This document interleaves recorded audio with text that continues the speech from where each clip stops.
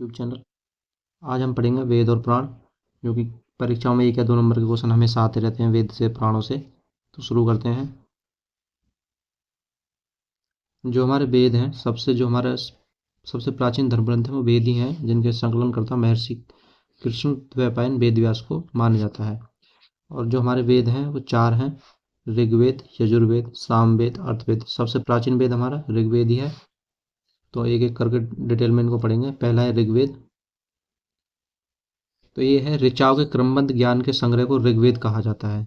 कई बार पूछा जाता है ऋग्वेद किसे कहते हैं, तो ऋचाओं के क्रमबद्ध ज्ञान को जो इसका संग्रह है ऋग्वेद कहा जाता है। इसमें 10 मंडल, 1028 सूक्त एवं 10,462 ऋचाएं हैं। और जो इस वेद की इन ऋचाओं को पढ़ता है उसे होत्र या होत कहा जाता है। वेरी इंपॉर्टेंट क्वेश्चन है, कई बार पूछा जा चुका है। इस वेद से हमें आर्यों के राजनीतिक प्रणाली, इतिहास, ईश्वर की महिमा के बारे में जानकारी मिलती है। विश्वामित्र द्वारा रचित जो हमारा सावित्री, सूर्य देवता सावित्री को समर्पित गायत्री मंत्र है, वो भी इसी में है। ऋग्वेद के 3रे मंडल में है। कई बार पूछा जाता है किस मंडल में है, तो 3रे मंडल में है। इसके बाद इसके 9वें मंडल में देवता सोम का उल्लेख है। ऋग्वेद का सबसे बड़ा मंडल 10वां मंडल है। इसमें नदी, स्तुति सूक्त, पुरुष सूक्त, नासदीय सूक्त और सूर्य सूक्त आदि सम्मिलित हैं। और जो इसका 10वां मंडल है उसमें वर्णित पुरुष सूक्त के अनुसार 4 वर्ण ब्राह्मण, क्षत्रिय, वैश्य तथा शूद्र आदि ब्रह्मा के क्रम से मुख, भुजा, जंगा और चरणों से उत्पन्न हुए। ये इंपॉर्टेंट फैक्ट है इसका। कौन सा मंडल है? 10वां मंडल। किस सूक्त में? पुरुष सूक्त में। ऋग्वेद में ब्रह्मा का उल्लेख है किंतु आत्मा का नहीं। इसमें ब्रह्म का उल्लेख है लेकिन आत्मा का नहीं है। ऋग्वेद के कई परीक्षाओं में प्रयुक्त अघन्या शब्द का संबंध गाय से है, जिसका अर्थ है जिसका वध नहीं किया जा सकता। ये इसके कुछ इंपॉर्टेंट फैक्ट हैं। दूसरा, यजुर्वेद। सहस्वर पाठ के लिए मंत्रों तथा बलि के समय अनुपालन के लिए जो नियम थे उनका संग्रह क्या कहलाता है? यजुर्वेद। इसके पाठकर्ता को अथर्वण कहते हैं। और जो हमारा ऋग्वेद था उसके पाठकर्ता को क्या कहते थे? होत्र या होत। ये इसके इंपॉर्टेंट फैक्ट है।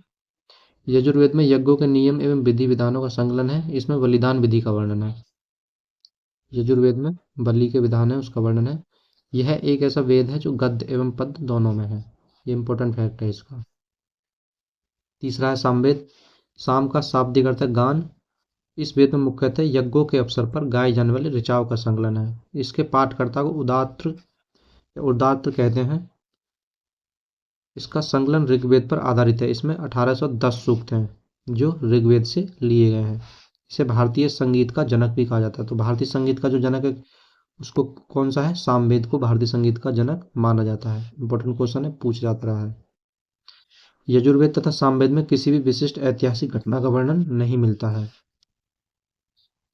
अब आते हैं अपने चौथे वेद की तरफ, अथर्ववेद। अथर्वा ऋषि द्वारा रचित इस वेद में कुल 731 मंत्र तथा लगभग 6000 पद्य हैं।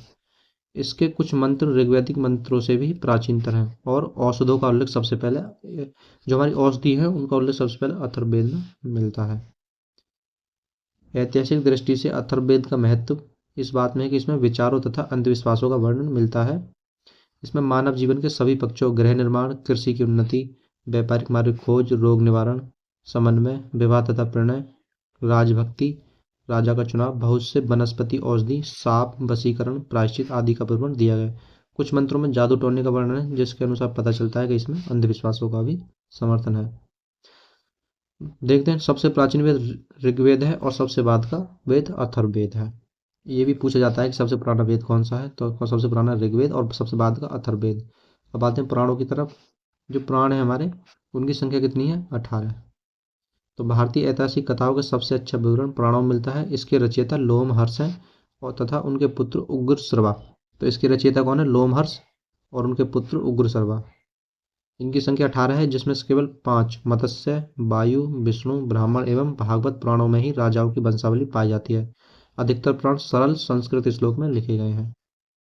स्त्रियां तथा शुद्ध जिन्हें वेद पढ़ने स्त्री तथा शूद्र जो थे उन्हें वेद पढ़ने की अनुमति नहीं थी, वह भी पुराण सुन सकते थे। जिनको वेद पढ़ने की अनुमति नहीं थी वेदों के समय, स्त्रियां जो शूद्र माने जाते थे, लेकिन उनको पुराण सुनने की अनुमति थी। पुराणों का पाठ पुजारी मंदिर में क्या करते थे? सामाजिक एवं सांस्कृतिक दृष्टि से अग्नि पुराण का काफी महत्व है। जिसमें राजतंत्र के साथ साथ कृषि संबंधी विवरण भी दिया गया है। तो ये कुछ पुराण हैं और उनसे संबंधित वंश हैं। तो विष्णु पुराण में मौर्य वंश की जानकारी मिलती है, मत्स्य पुराण में आंध्र सातवाहन वंश और वायु पुराण में गुप्त वंश। तो ये इंपॉर्टेंट क्वेश्चन है, कई बार पूछा जाता है कि विष्णु पुराण में किस वंश में जानकारी मिलती है। तो विष्णु पुराण में मौर्य वंश, मत्स्य पुराण में आंध्र सातवाहन वंश और वायु पुराण में गुप्त वंश। तो आज की वीडियो में इतना ही। ये कुछ फैक्ट थे, 1 या 2 नंबर के बार बार किसी न किसी पेपर में पूछे जाते हैं। तो आज के लिए इतना ही। Thanks for watching.